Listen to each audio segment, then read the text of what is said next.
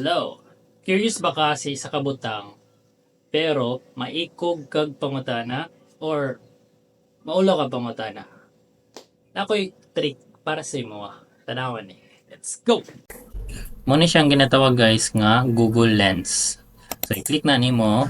Dayan, di nga na to, mag-picture na to niya yung kaning sulanan sa akong cellphone. Picture na to. So, automatic, mohatag siya details kung asa na mo siya, unsa pangalan, asa pwede i-orderon, di ba?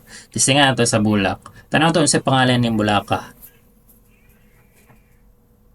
O, di ba?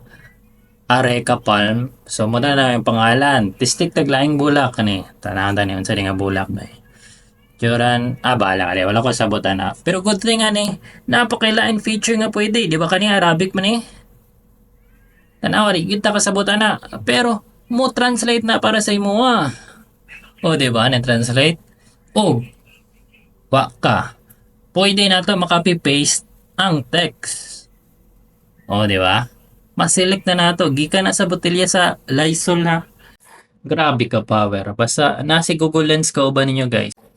Hindi na mo patakag pa budol. So kung nakatabang niyo guys, pa-follow naman. Peace out.